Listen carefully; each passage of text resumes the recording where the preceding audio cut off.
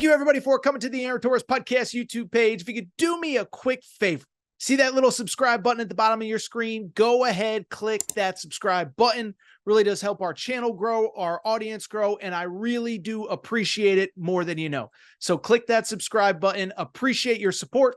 Now, here's the video that you came here for. All right, everybody. I'm back. Good to be back. Want to go ahead and do a little bit of a follow-up from Thursday night's Aaron Torres Pod YouTube live stream. Because Thursday night, listen, we reacted to the first full Thursday of college football. Week 1 is here. It is so great. And Colorado takes care of business against North Dakota State 31-26. Bottom line, if you watch that, we kind of hit on the game. I'm not going to spend much time talking about it here. But my big picture takeaways were just bluntly like, listen, it was week 1. It wasn't perfect. But I also just fundamentally disagree with this notion that this is the exact same team from last year. They're no better. They're terrible. It's only Shedeur and Travis Hunter. I don't buy that at all. I thought the defense, once they stopped committing dumb penalties in the second half, listen, they held North Dakota State to 6 points, okay? I thought the decision late, we talked about it on Thursday night to throw the football. Listen, I kind of came after Pat Shurmur.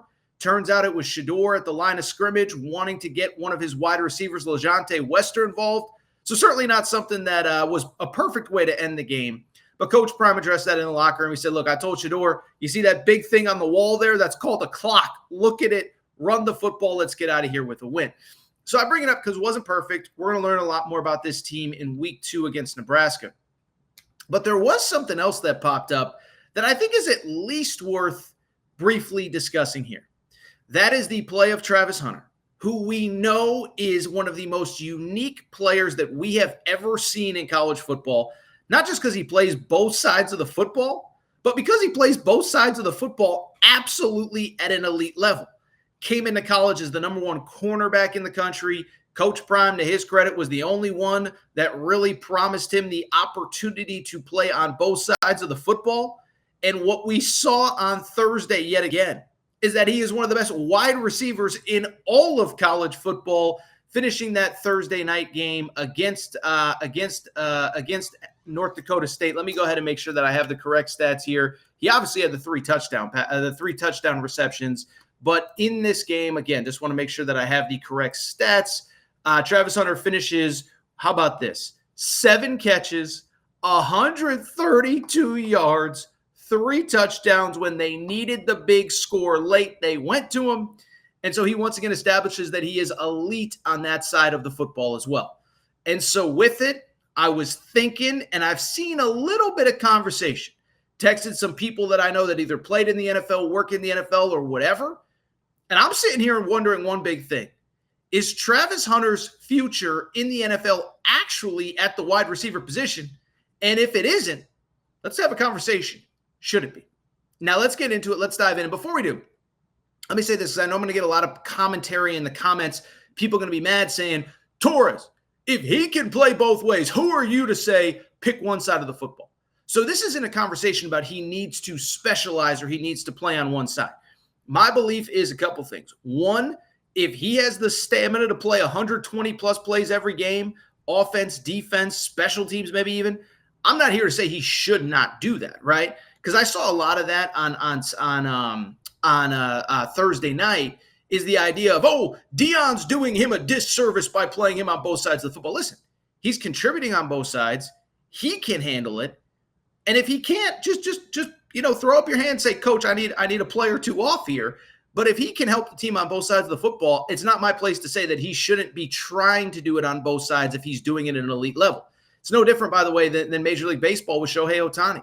I host National Fox Sports Radio, and I've gotten into arguments with people on air about, well, he needs to specialize in hitting, or he needs to specialize in pitching, or he had the elbow surgery. Why is he even trying to pitch? It's like, if he can do both at an elite level, who am I to say that he shouldn't be trying to do or doing both? And clearly the Dodgers are paying him, but this isn't really a Shohei Ohtani conversation, so let's get back to Travis Hunter. If he can play both sides, do it. But at some point, you assume he's going to have to pick a side of the football. And I do wonder if the wide receiver room is the right room for him. Because the bottom line, one, he does it certainly at an elite level. As I said, 7 catches, on Thursday night, 3 touchdowns, 132 yards receiving. And what I saw on Thursday night, and I'm far from a receiver expert, didn't he show all the tools? Right? First of all, the first touchdown kind of makes that catch, spins outside, boom, gone. He's got the breakaway speed. Second touchdown, the route running, getting open in the end zone. Third touchdown, that insane catch where basically the North Dakota State defensive back basically committed like 7 different pass interferences, and Travis Hunter still caught. I don't even know how he caught the ball because he couldn't even see where the ball was. So he's got the hands. He's got the speed. Size to me, listen, he's not perfectly, he doesn't have the perfect prototypical size, but he's 6'1". You look at the best wide receivers in the NFL right now. Justin Jefferson, highest paid wide receiver in the NFL, is 6'1". Ja'Marr Chase, who might be the highest paid receiver in the NFL by the time you watch this, he has not agreed to any extension with Cincinnati. He's 6 foot. So I don't think you need to be 6'3" anymore. I don't think you need to be Randy Moss at 6'4", 6'5". You're 6'1". You can run the way he does. You can catch the way he does. It's a speed and space sport always. And I think he can have success. And by the way, here's the other thing. For everyone that's going to say, it was only North Dakota State. Well, this guy did it all of last year. Remember, he missed 3 games, only played 9 games total, still finished with 57 catches in 9 games. And it wasn't just against the North Dakota States, the FCSs of the world. 8 catches, 107 yards against Utah. Last time I checked, Utah's pretty good. By the way, Shedeur Sanders didn't even play in that game. That was with a backup quarterback, 8 catches, 107 yards. By the way, 13 catches, 140 yards versus Stanford, 11 catches, 119 yards versus TCU. So he has done it against elite high-level competition. By the way, 8 catches, 98 yards against a really good Oregon State team a year ago as well. So don't tell me it's only North Dakota State. Don't tell me he's too small. He has every ability to do this at the highest level. And I think this is an especially interesting conversation this week specifically, because I don't know how much you pay attention to the NFL news cycle, but wide receivers are getting paid right now, okay?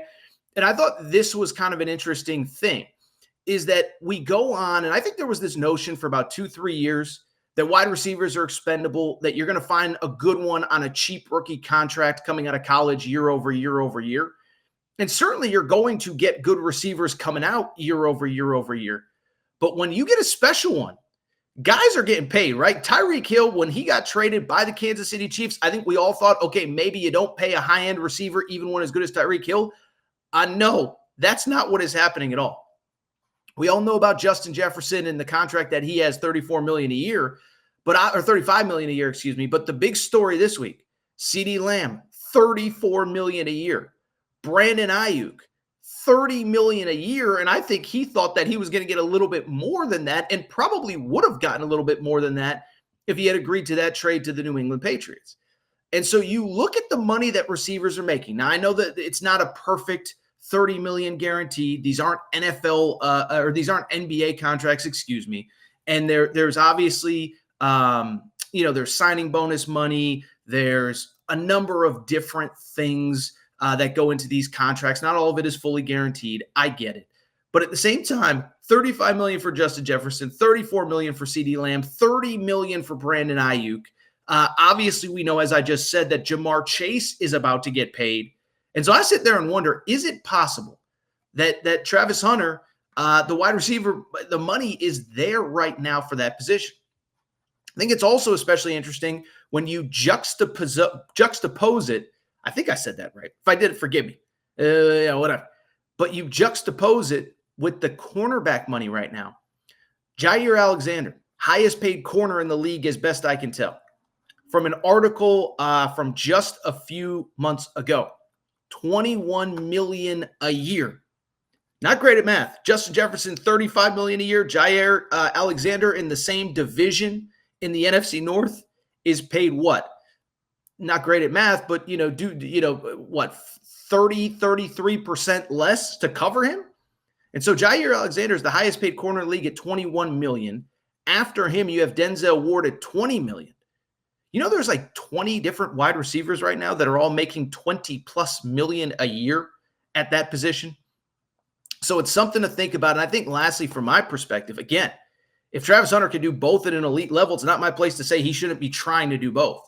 But at some point, if he does have to decide, I'm wondering if it's wide receiver. And here's the crazy part. I'm wondering how much better he could get if he was only focused on practicing at the receiver position. It's crazy to think about.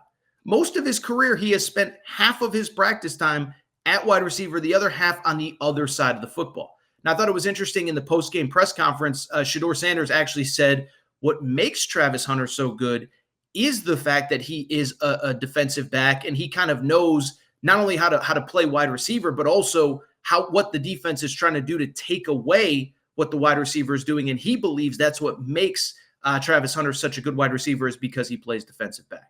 So we will see, but you start letting Travis Hunter practice full speed ahead at wide receiver.